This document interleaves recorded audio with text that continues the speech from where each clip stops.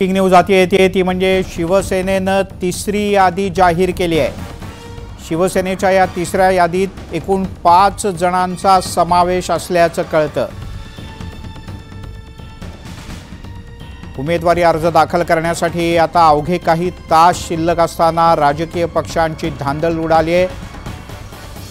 आज संध्याकाळी भाजपनं आपल्या मित्रपक्षांच्या करता 4 जागा सोडल्या, त्याची यादी जाहीर केली। तर आता शिवसेनेनं सुद्धा 13 जणांची तिसरी यादी जाहीर केली आहे। या क्षणाची सगळ्यात मोठी आणि महत्त्वाची बातमी, शिवसेनेनं 13 जणांची तिसरी यादी जाहीर केली आहे। यात सिंदखेड राजामधून शशिकांत खेडेकर, घनसांगवीतून हिकमत उढाण, कन्नडमधून संजना जाधव, कल्याण ग्रामीणमधून राजेश मोरे, तर भांडूप पश्चिममधून अशोक पाटील यांचं नाव निश्चित करण्यात आलं आहे।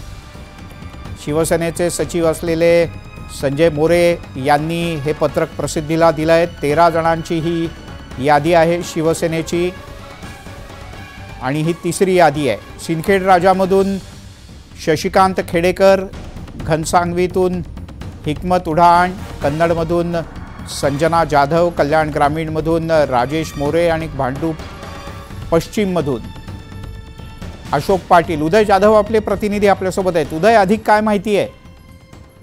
शिवसेनेची तिसरी यादी प्रसिद्ध झालेली आहे आणि तिसऱ्या यादीमध्ये एकूण आपण पाहिलं तर एकूण 15 उमेदवार आहेत। मात्र या 15 उमेदवारांपैकी 13 उमेदवार हे शिवसेनेचे, तर 2 उमेदवार जे आहे ते मित्र पक्षाचे असल्याचं सांगितलं जात आहे। त्यानुसार आपण पाहिलं की जनसुराज्य पक्ष जे आहे त्यांच्या उमेदवाराला हातकणंगले येथून उमेदवारी देण्यात आलेली आहे। अशोकराव माने यांना हातकणंगलेमधून उमेदवारी देण्यात आलेली आहे। जनसुराज्य पक्ष यांची उमेदवारी आहे त्यांच्याकडनं देण्यात आलेली आहे। मित्र पक्ष शिवसेने त्यानुसार, त्याचबरोबर राजश्री शाहू विकास आघाडी यांना शिरोळमधून उमेदवारी देण्यात आलेली आहे। शिरोळ विधानसभा मतदारसंघ राजेंद्र येड्रावकर हे यांना उमेदवारी जी आहे ती घोषित करण्यात आलेली आहे। बाकी इतर जे 13 आपण पाहू शकतो उमेदवार जे शिवसेनेचे आहेत त्यापैकी मुंबादेवी विधानसभा मतदारसंघातून शायना एनसी यांचं नाव जे आहे ते आता शिक्कामोर्तब झालेलं आहे। शायना एनसी यांचं नाव याआधी वरळी विधानसभेतून पुढे आलं होतं, मात्र आता शायना एनसी यांना मुंबादेवी विधानसभा मतदारसंघातून त्यांना उमेदवारी जी आहे ती देण्यात आलेली आहे। त्याचबरोबर संगमनेरमधून अमोल खताळ यांना उमेदवारी देण्यात आलेली आहे। श्रीरामपूर विधानसभा मतदारसंघातून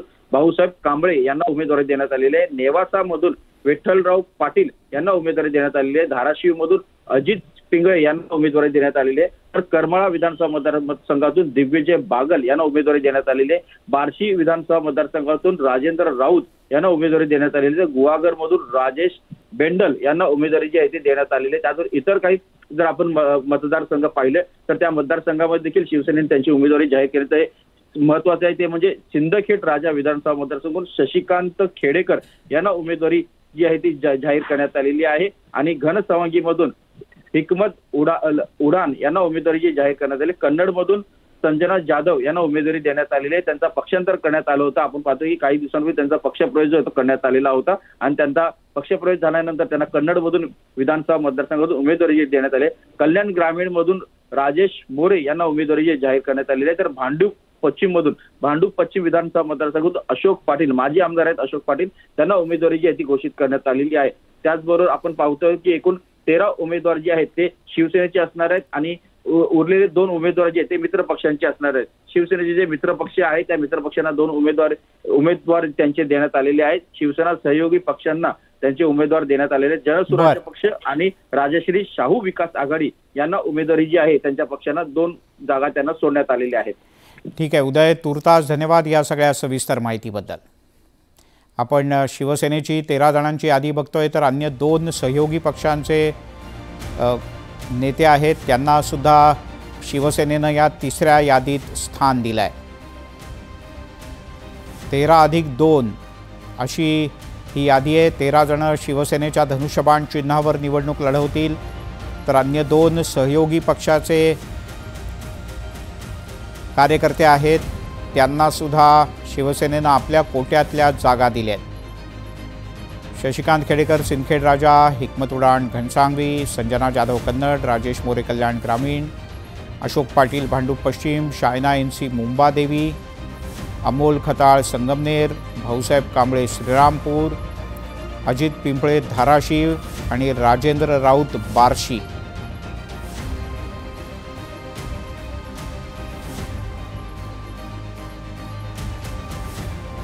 ही 10 जणांची नावं आपण पाहिली। ही तिसरी यादी आहे शिवसेनेची।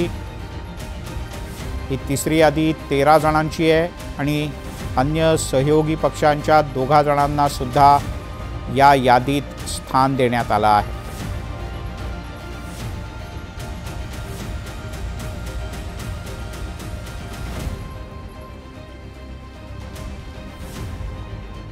त्यामुळे अखेर उमेदवारी अर्ज दाखल करण्याची वेळ जशी संपत येते तशी राजकीय पक्षांची धावपळ सुरू झाली आहे। खरं तर यातली काही नावं आधीच शॉर्टलिस्ट करण्यात आली होती, पण एक एक नाव कसं जाहीर करणार याकरता ही यादी थांबली होती। अखेर शिवसेनेनं काही जागा हातच्या ठेवून 13 जणांची यादी जाहीर केली आहे। आपल्यासोबत शायना एनसी जोडल्या गेलेत। शायनाजी, स्वागत आहे आपलं। वरळीतून उभं राहणार म्हणता तुम्ही मुंबादेवीतून लढणार आहात आता। बघा, मला धन्यवाद सांगायचा आदरणीय प्रधानमंत्रीजीला, आदरणीय मुख्यमंत्री एकनाथ शिंदेजीला आणि उपमुख्यमंत्री देवेंद्र फडणवीसजीला।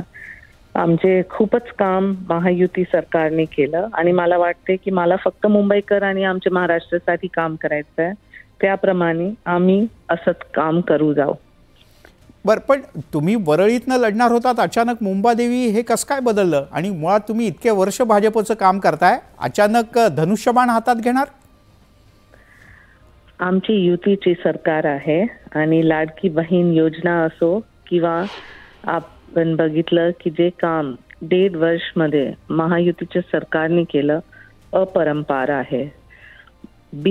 20 वर्ष झाले मला एक सक्रिय राजकारणमध्ये आणि सामाजिक क्षेत्रामध्ये।